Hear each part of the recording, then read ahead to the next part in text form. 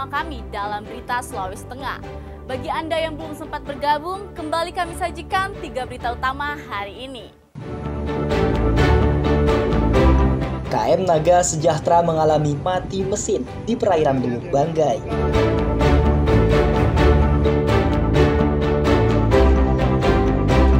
Sebanyak 75 korban banjir di Desa Wombo masih berada di pengungsian.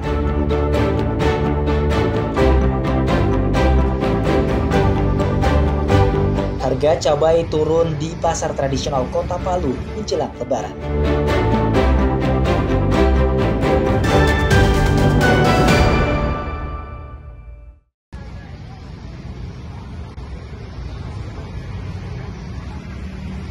Menjelang Idul Adha yang tinggal sepekan lagi, harga cabai di Kota Palu justru turun.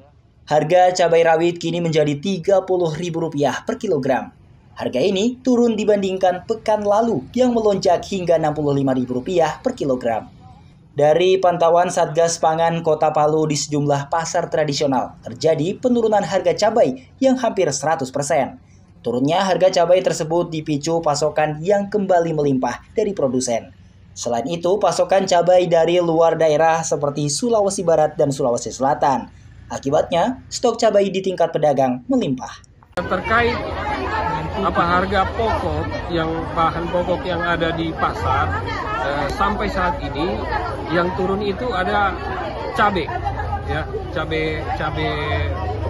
rawit ya, cabai merah itu kisaran antara 30 sampai 35 yang kemarin tembus sampai di angka 65.000, sekarang tinggal 30.000. Ini karena berdasarkan pemantauan kami di pasar, karena pasokan dari daerah-daerah ini sudah banyak masuk di pasaran, sehingga harga ini kembali stabil. Dinas Perindustrian dan Perdagangan Kota Palu belum bisa memprediksi adanya kenaikan harga cabai menjelang Idul Adha. Namun, biasanya harga bumbu dapur ini akan melonjak beberapa hari menjelang Lebaran. Apalagi kebutuhan masyarakat terhadap cabai cukup besar. Syahrul Cahya melaporkan dari Palu.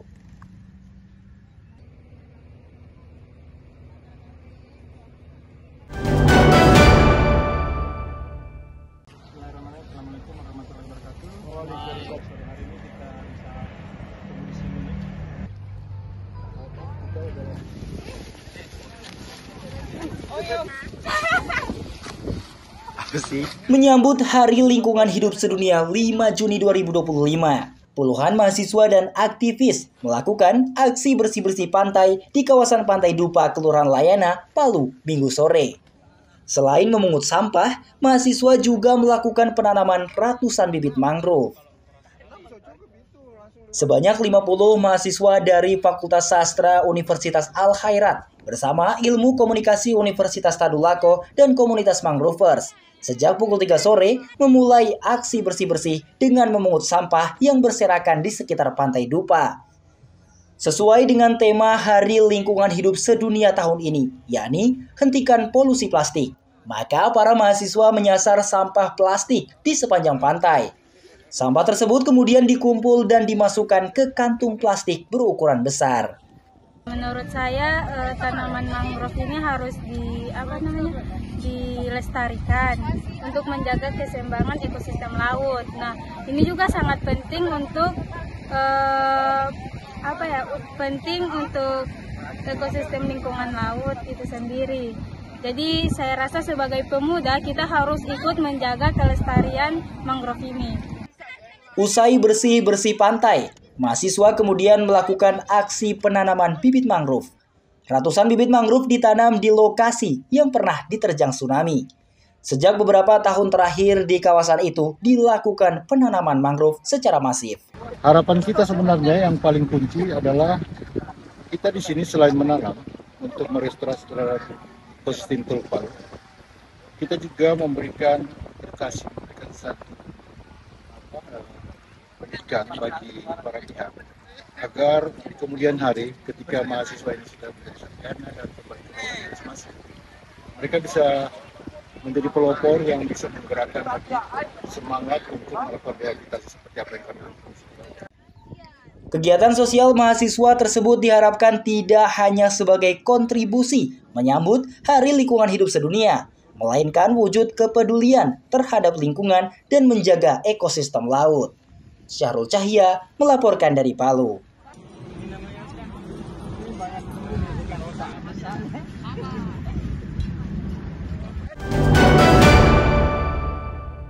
Saudara itu yang menjadi tujuan kami, tapi puji syukur saudara-saudara. Umat Kristiani di Palu dan Donggala punya tradisi merayakan kenaikan Isa Al-Masih. Tradisi syukuran yang digelar setiap tahun ini sekaligus melelang beragam hasil bumi. Kegiatan ini berlangsung sejak Sabtu hingga Minggu pagi. Para jemaat ini membawa beragam hasil bumi hingga hewan ternak diserahkan kepada pengelola gereja. Hasil bumi antara lain beras, sayur-sayuran, dan buah-buahan. Barang-barang yang terkumpul kemudian dilelang. Uang hasil lelang nantinya digunakan untuk membangun rumah ibadah. Jemaat yang datang dari kota Palu dan Donggala ini percaya jika penyerahan hasil bumi akan memberikan berkah dan rezeki dari Sang Pencipta. Merupakan kegiatan rutinitas kami yang ada di Korsembu, sudah berjalan sekitar 10 tahun. Kami mengadakan kegiatan seperti ini, dan di sini juga kami akan sudah membawa hasil ucapan syukur kami, yaitu berupa pisang, ayam, hasil buah-buahan kami, yaitu seperti pepaya, sayur-sayuran, dan itu semua merupakan hasil dari partisipasi jemaat Korsembu. Tujuannya ini adalah untuk pembangunan rumah Tuhan yang ada di Korsembu. Selain lelang hasil bumi, para jemaat juga menggelar beragam lomba seni dan olahraga. Lomba ini selain bertujuan mengembangkan bakat, sekaligus menjadi ajang silaturahmi sesama jemaat Kristiani.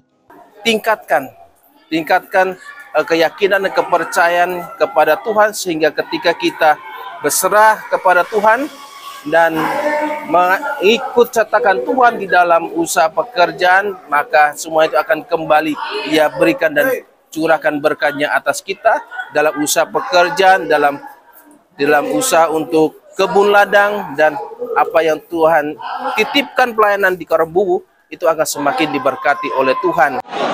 Tradisi syukuran ini mendapat apresiasi dari pengelola gereja. Mereka berharap kegiatan ini tetap terjaga dan rutin dilakukan setiap tahun.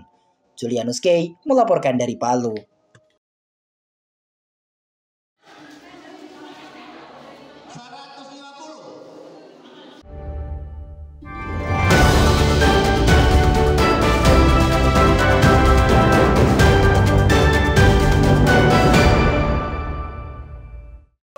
Informasi tadi sekaligus menutup jumpa kita dalam Berita Sulawesi Tengah.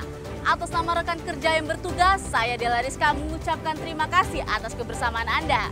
Selamat beraktivitas dan sampai jumpa. Songgom Powasi, Tabe.